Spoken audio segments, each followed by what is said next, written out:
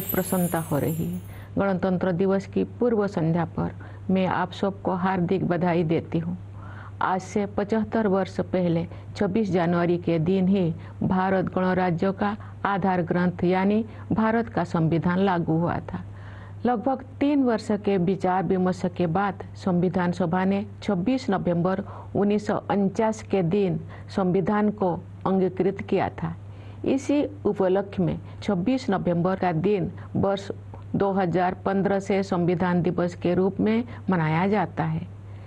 गणतंत्र दिवस का उत्सव सभी देशवासियों के लिए सामूहिक उल्लास और गौरव का विषय है।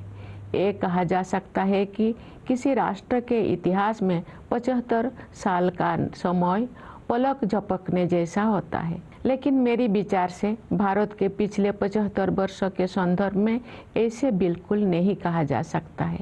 ये अकालखंड है जिसमें लंबे समय से सोई हुई भारत की आत्मा फिर से जागी है और हमारा देश विश्व समुदाय में अपना समुचित स्थान प्राप्त करने के लिए अग्रसर हुआ है। विश्व के प्राचीनतम सभ्यताओं में शामिल भारत को ज्ञान और विवेक का उद्गम माना जाता था, लेकिन भारत को एक अंधकारमय दौर से गुजरना पड़ा।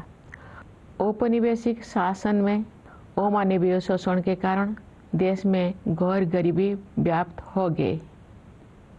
आज के दिन सबसे पहले हम उन शूरवीरों को याद करते हैं जिन्होंने मातृभूमि को विदेशी शासन की बेड़ियों से मुक्त करने के लिए बड़ी से बड़ी कुर्बानी दी। उनमें से कुछ स्वाधीनता सेनानियों के बारे में लोग जानते हैं, लेकिन बहुतों के बारे में उन्हें जानकारी नहीं थी। इस वर्ष हम भगवान बिरसा मुंडा की 150वीं जयंती मना रहे हैं। वे ऐसे अग्रणी स्वाधीनता सेनानियों में शामिल हैं जिनकी भूमिका को राष्ट्रीय इतिहास के संदर्भ में आप समुचित महत्व दिया जा रहा है। 20वीं सदी के आरंभिक दशकों में स्वाधीनता सेनानियों के संघर्षों ने संगठित राष्ट्रव्यापी आंदोलन का रूप ले लिया। देश का सौभाग्य था कि महात्मा गांधी, रविंद्रनाथ टैगोर और बाबा साहेब आम्बेडकर जैसे महान विभूतियों ने हमारे देश के लोकतांत्रिक मूल्यों को फिर से जीवंत बनाया। न्याय, स्वतंत्रता, समता और बंधुता केवल सैद्धांतिक अवधारणाएं नहीं है, जिनका परिचय हमें आधुनिक युग में प्राप्त हुआ है। ये जीवन मूल्य तो सदा से हमारी सभ्यता और संस्कृति का अंग रही है।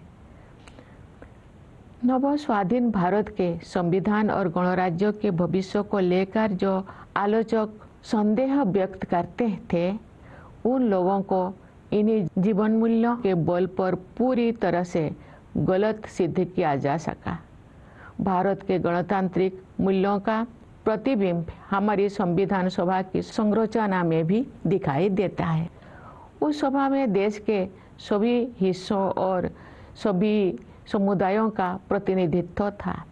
सबसे अधिक उल्लेखनीय बात ये है कि संविधान सभा में सरोजिनी नायडू, राजकुमारी अमृतकर, सुचेता कृपलानी, शंसाबेन मेहता और मालती चौधरी जैसे 15 असाधारण महिलाएं भी शामिल थी। दुनिया के कई हिस्सों में जो महिलाओं की समानता को एक सुदूर आदर्श समझा जाता था, तो भारत में महिलाएं राष्ट्र की नियति को आकार देने में सक्रिय योगदान दे रही थी।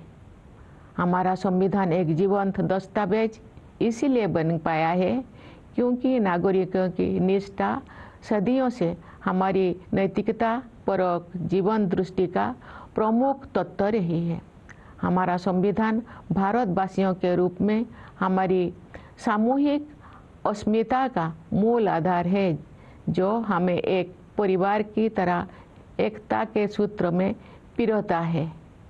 पिछले 75 वर्षों से संविधान ने हमारी प्रगति का मार्ग प्रशस्त किया है।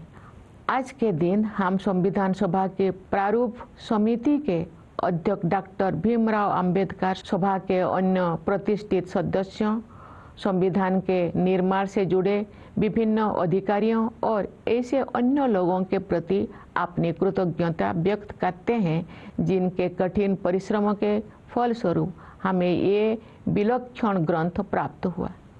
प्यारे देशवासियों, संविधान लागू होने के बाद के ये 75 वर्ष हमारे युवा गणतंत्र की सर्वांगीण प्रगति के साक्षी है।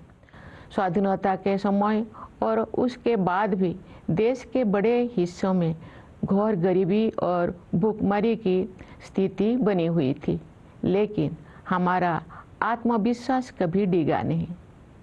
हमने ऐसे परिस्थितियों के निर्माण का संकल्प लिया जिनमें सभी को विकास करने का अवसर मिल सके। हमारे किसान भाई बहनों ने कड़ी मेहनत की और हमारे देश को खाद्यान्न उत्पादन में आत्मनिर्भर बनाया।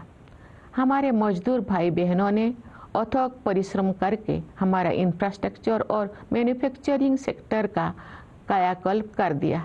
उनके शानदार प्रदर्शन के बल पर आज भारतीय अर्थव्यवस्था विश्व के आर्थिक परिदृश्य को प्रभावित कर रही है। आज का भारत अंतर्राष्ट्रीय मंच पर नेतृत्व की स्थिति हासिल कर रहा है।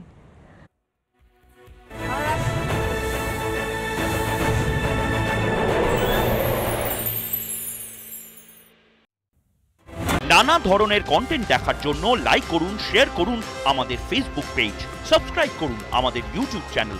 পাশাপাশি অন্যান্য ব্রেকিং নিউজের জন্য অবশ্যই চোখ রাখুন রিপাবলিক বাংলায়।